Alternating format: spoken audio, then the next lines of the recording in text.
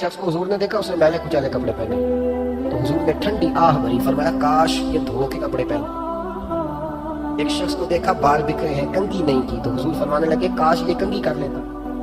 نفاست پسند آدمی پہ نا بوجھ بنتا ہے۔ جو آدمی، آپ کو پتہ ہے کہ امام شافعی تو فرماتے ہیں جمعے والے دن غسل کرنا واجب ہے، ماتے غسل نہ کریں تو جمعہ ہی نہیں ہوگا۔ اگرچہ ہمارے امام صاحب کے نزدیک سنت ہے۔ یہ سنت کب بنا؟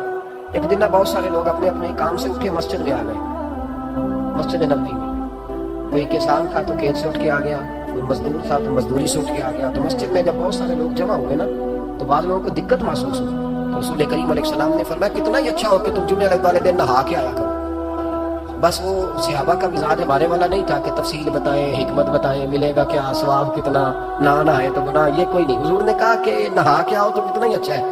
پھر کسی صحابی نے کبھی بھی بغیر غسل کیے جمعہ ادا ہی نہیں کیا، کسی نے بغیر غسل کے کبھی جمعہ ادا ہی نہیں کیا نا۔ اسلام بڑا خوبصورت دین ہے۔ حضور نے فرمایا جو کچا پیاز کھائے مسجد نہ آئے، پہلے مسواک کرے، دانت صاف کرے، پھر آئے۔ نبی پاک صلی اللہ علیہ وسلم نے فرمایا جو کچی مولی کھائے مسجد نہ آئے۔ مولی کھانا جائز ہے، پیاز کھانا جائز ہے، لیکن منہ سے بدبو آتی ہے۔ نبی پاک علیہ السلام کا ظاہری غسل کیا بات ہے؟ میلاد مبارکہ میں نبی پاک علیہ السلام کی جو چیز بڑی کھول کے واضح آتی ہوتی ہے وہ رسول اللہ کا غسل و جمال ہے۔ آپ کی والدہ، آپ کی والدہ، آپ کی والدہ سیدہ طیبہ طاہرہ حضرت سیدہ آمنہ رضی اللہ تعالیٰ، اماں جی کہتی ہیں کہ میرے محبوب جب میرے بطن اقدس میں آئے تو جو تکالیف عورتوں کو ہوتی ہے مجھے ان میں سے کوئی تکلیف بھی نہیں ہوئی، اور اماں جی کہتی ہیں مجھے کبھی کوئی سکل، کوئی بوجھ محسوس نہیں ہوا، اور فرماتی ہیں کہ جو ولادت کے وقت لوگوں کو، عورتوں کو تکلیف ہوتی ہے مجھے وہ بھی نہیں ہوئی، اور فرماتی ہیں کہ نبی کریم علیہ السلام پیدا ہوئے تو ہمیں حضور علیہ السلام کی ناف کو کاٹنا نہیں پڑا، ناف بریدہ پیدا ہوئے، ختنہ شدہ پیدا ہوئے۔ آپ کو پتہ ہے عورتیں غسل دیتی ہیں بچے کو پیدا ہونے کے بعد، لیکن میرے محبوب نے سجدہ ہی کر لیا پیدا ہوتے ہی، امتی امتی کہتے ہوئے پیدا ہوئے۔ حق نے فرمایا کہ بخشا الصلاۃ والسلام، اور پہلے سجدے پر روز ازل سے درود۔ میرے امام فاضل بریلوی کا جو انداز تکلم ہے نا اس کی بھی حد ہی کوئی نہیں، کوئی حد ہی نہیں، کہاں تک ان کی محبت جاتی، کہنے لگے پہلے سجدے پہ روز ازل سے درود، یادگاری یہ امت پہ لاکھوں سلام، یادگاری یہ امت پہ لاکھوں سلام۔ بتائیے بغیر وضو کے، بغیر غسل کے سجدہ ہو جاتا ہے؟ تو حضور نے سجدہ کر کے بتایا کہ اللہ نے مجھے پاک صاف پیدا کیا ہے۔ نبی پاک صلی اللہ علیہ وسلم کی والدہ نے جب یہ باتیں ارشاد فرمائیں تو لوگوں نے پوچھا ان سے کہ اماں جی پھر آپ ایک جملے میں بتائیں کہ ماجرا سارا کیا تھا، آخر ایک ولادت تو ہوئی نا، آپ کے وجود اطہر سے ایک بچہ تو نکلا، تو یہ کیا تھا؟ تو سیدہ آمنہ فرمانے لگی خرج منی نور، بس میرے وجود سے ایک نور نکلا، بس میرے وجود سے ایک، اور روشنی آتی جاتی ہے تو کسی کو تکلیف نہیں دیتی، ایک نور نکلا۔ میرے رسول کریم علیہ السلام کو ظاہری حسن بھی کمال دیا، پھر حضور کی نفاست پسندی، صفائی پسندی۔ نبی پاک جب بات کرتے تھے نا تو حضور کے دانتوں سے نور نکلتا، اس کے باوجود حضور ہر وضو کے لیے مسواک کرتے۔ میں نے ہر نماز کے لیے نہیں کہا، میں اپنے لفظوں کا ذمہ دار ہوں۔ کس کے لیے بولے آپ حضرات؟ ہر وضو کے لیے، یعنی اگر نبی پاک نے وضو نماز کے لیے کیا تب بھی مسواک کی، اور اگر قرآن شریف کی تلاوت کے لیے کیا تو پھر بھی مسواک کی، کسی اور موقع کے لیے وضو فرمایا تو پھر بھی مسواک کی۔ اور سیدہ عائشہ فرماتی ہے جب بھی حضور گھر سے نکلنے لگتے پہلے مسواک فرماتے۔ حالانکہ رسول پاک کے دندان اقدس تو نور والے تھے، ضرورت ہی نہیں تھی، ہماری تعلیم کے لیے نفاست پسندی۔ ایک بات میں نے شروع کرنی ہے پر آپ نے ناراض نہیں ہونا، پہلے وعدہ کرنا، یہ نہیں بولے ہونا وکیل ہو جانا ہے، چلو ہو جائے کوئی گل نہیں، ہو جائے اللہ۔ نبی پاک نے بڑی مونچھیں نہیں پسند، حضور کو اچھی نہیں لگی۔ ایک بات پوچھتا ہوں آپ سے، یہ درد دل ہے میرا اور صرف سمجھانے کے لیے عرض کر رہا ہوں، کوئی تنقید نہیں، اللہ تعالیٰ مجھے نیت کا وضو بتا رہا ہے۔ ایک بات بتانا، اگر بہو کھانا پکا کے لائے اور سالن سے باہر نکل آئے تو پھر اس کا کیا حال ہوتا ہے؟ کئی تو بوڑھے پلیٹ اٹھا کے دیوار میں مارتے ہیں، ایسے ہی ہوتا ہے نا، یہ کیا ہے؟ اور اگر کبھی روٹی سے نکل آئے تو بیوی صاحبہ کا کیا حال ہوتا ہے؟ یہ کوئی طریقہ ہے کھانا پکانے کا؟ اور اللہ تعالیٰ معاف کرے، اگر کبھی ہوٹل میں چلے جائیں، امیر لوگ 15,000 کا ڈنر کرتے تو وہاں کسی سالن کی پلیٹ سے بال نکل آئے تو پھر تو پیسے کیا دینے ہیں، پھر تو ان کو اور جرمانہ ہو جاتا ہے۔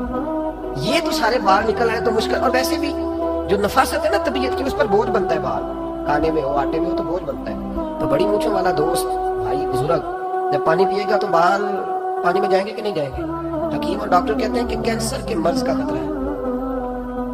اب باقی بھی راضی نہ ہو، حضور نے بڑی مونچھیں بھی پسند نہیں کی اور چھوٹی داڑھی بھی پسند نہیں کی۔ حضور نے فرمایا داڑیاں بڑھاؤ मूंछों को पस्त करो, मुशरिकीन की मुखालफत करो। और एक मकाम पे रसूल पाक अलैहिस्सलाम ने यहाँ तक फरमाया कि जो मूंछें पस्त नहीं करता वो हम में से है ही नहीं।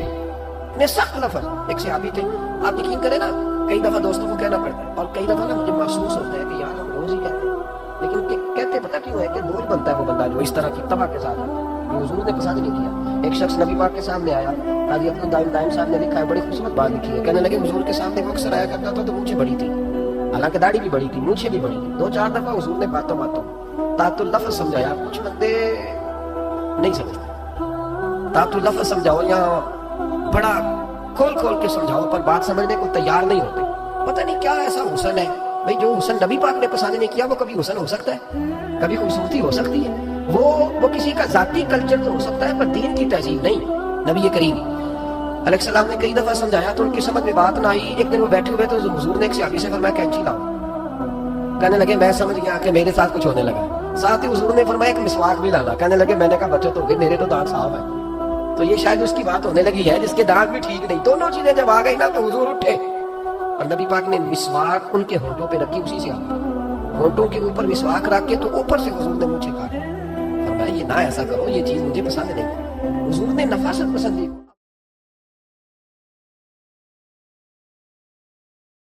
आला हजरत बरेलवी रहमतुल्लाह ताला ने लोगों की तरबियत फरमाई और आप फतावा रज़विया में इस मजमून को बयान करते तिरमिज़ी शरीफ की वो हदीस नकल करते हैं।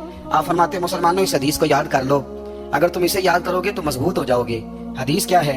नबी करीम सल्लल्लाहु अलैहि वसल्लम ने फरमाया अगर सारे इंसान मिल के भी तेरा बुरा करना चाहें तो जब तक रब की मशीयत ना हो वो तेरा बुरा कर नहीं सकते। और हुजूर सल्लल्लाहु अलैहि वसल्लम ने फरमाया अगर सारे इंसान मिल के तेरा भला करना चाहें तो जब तक रब की रिज़ा ना हो तेरा भला हो नहीं सकता। तो आला हज़रत फरमाते इस चीज को ज़हन में बिठाओ।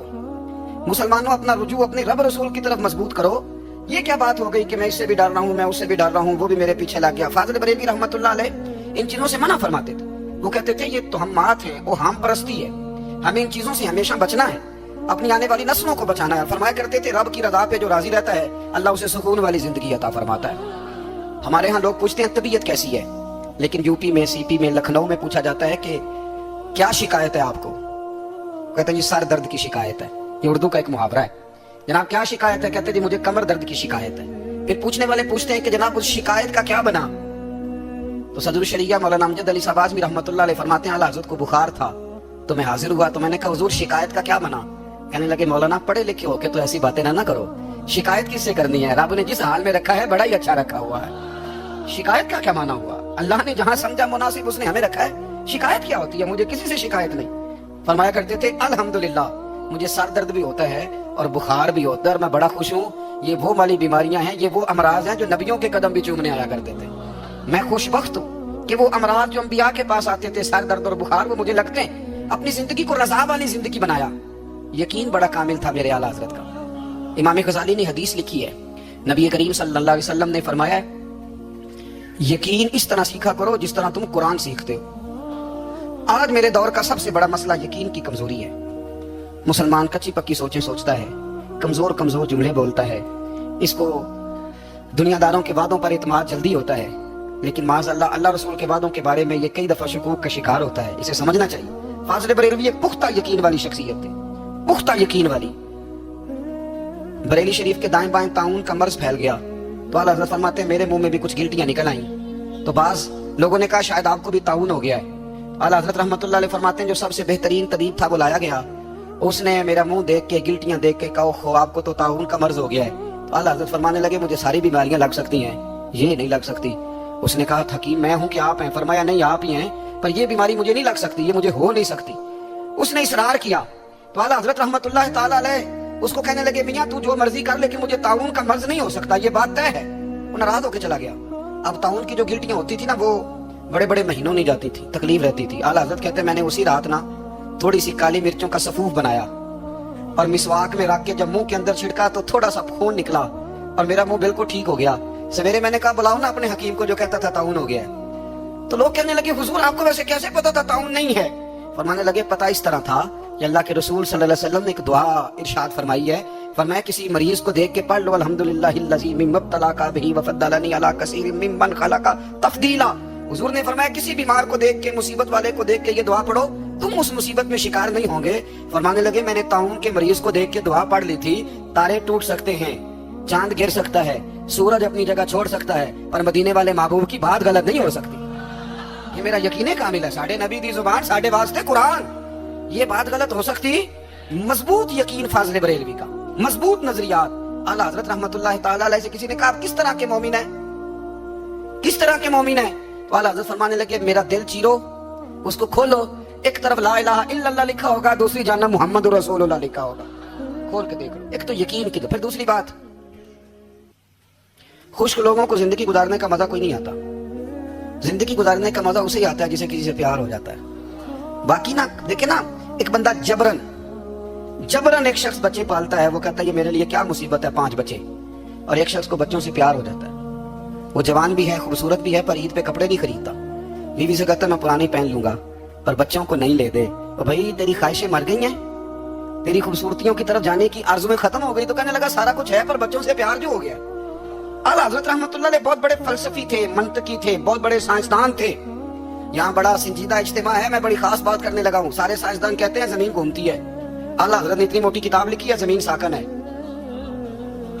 फरमाते थे हम जैसे मर्जी साइंसदान कहेंगे, आपने दलाइल दिए। आप फरमाते हैं जब नबी करीम अलैहिस्सलाम की हदीस मुस्लिम शरीफ में मौजूद है कि जब अल्लाह ने जमीन को पैदा किया, जमीन कांपने लगी, तो अल्लाह ने पहाड़ों को मीखें बना के, किले बना के अंदर लगा दिया, तो जमीन ठहर गई। फरमाने लगे जब मुस्तफा करीम ने कह दिया ठहर गई है, तो सारे साइंसदान भी कहें तो हम मानने को तैयार नहीं कि घूमती है। उन्होंने दलाइल दिए। वो हमें ना रोज कह देता है डॉक्टर आपकी तबीयत खराब है, खांसी है, घर में किसी और को तो नहीं? हाँ जी है जी। वो कहते उसी की वजह से हो गई है। ओ खुदा के बंदे, नबी करीम अलैहिस्सलाम ने फरमाया बीमारी मुताद्दी नहीं होती, एक से दूसरे को नहीं लगती। और बड़े सादे अंदाज में मुस्लिम की हदीस है, एक सहाबी ने कहा या रसूलल्लाह मेरे ऊंट को उस ऊंट से खारिश पड़ गई है। तो अल्लाह के रसूल फरमाने लगे तेरे ऊंट को तो उससे पड़ी है, तो उसको कहां से पड़ी थी? कहने लगा जी वो तो कुदरती मामला है। तो हुजूर फरमाने लगे ये भी कुदरती मामला है। अब हमें जो मर्जी, आला हज़रत के जमाने में लोगों ने कहा कशिश सकल है, जमीन अपनी तरफ चीजों को खींचती है। दलील क्या है? वो कहने लगे जी सेब गिरता है तो जमीन पे, आम गिरता है दरख्त से तो जमीन पे, अमरूद गिरता है तो, अनार गिरता है तो जमीन में कशिश है, खींच लेती है। आला हज़रत फरमाने लगे शाबाश, साइंसदान जो कहेंगे हम मानेंगे। फरमाने लगे जमीन ने आधा किलो का सेब खींच लिया है, 1.5 पाव का अनार खींच लिया है, पर हमने गुब्बारे में 1.5 छिटांग हवा भर दिया, वो तो जमीन से खींचा नहीं गया। ये किस किस्म की कशिश शकल है? ये भी 2 साल पहले डॉक्टर अब्दुल कदीर खान का मजमून छपा था रोजनामा जंग में। वो कहता मुझे वो मौलवी चाहिए था जिसके पास कुरान हदीस भी हो और साइंस के उलूम भी हो। कहता मैंने जमाने के दरवाजे खटखटाए, फिर मैं पहुंचा बरेली के इमाम के पास, और कहता वहां जाके ना मैं ठहर गया हूँ, इसलिए कि मुझे कुरान और सुन्नत का नूर भी मिला है और मुझे साइंस के रमूज भी मिले हैं। ये वाहिद शख्स है, ये वाहिद शख्स है जो दीन को साइंस का पाबंद नहीं करता, बल्कि साइंस को मदीने वाले का गुलाम बनाता है, मदीने वाले का गुलाम बनाते। तो आला हज़रत फरमाने लगे अजीब फलसफा है ना जी, आम खींच लिया उसने, सेब खींच लिया, अमरूद खींच लिया, पर उसे 1.5 छिटांग वाला गुब्बारा। तो लोगों ने कहा हुजूर फिर मसला क्या है? आप फरमाने लगे मसला ये है कि हर चीज अपनी असल की तरफ लौट जाती है। हर चीज अपनी, सेब अमरूद अनार जमीन से पैदा होते हैं तो जमीन पे गिरते हैं, हवा की असल ऊपर है, इसलिए जब गुब्बारे में हवा भरेंगे तो हवा उसको ऊपर ले जाएगी। हाँ जब उससे हवा निकल जाएगी तो फिर गुब्बारा जो जिसकी असल होती है उधर लौट जाता है। इंसान मिट्टी से बना है तो जाता कहाँ है? मिट्टी रहते मिट्टी रहना ही एमी का दी बल्ले बल्ले, आज मिट्टी दे उत्ते बंदे आते कल मिट्टी दे थल्ले। तो आला हज़रत रहमतुल्लाह तआला अलैह ने ना अपने सारे उलूम को नबी पाक का गुलाम बना दिया। आप फरमाया करते थे आज ले उनकी पनाह, आज मदद मांगो उनसे, कल न मानेंगे कयामत में अगर मान गए।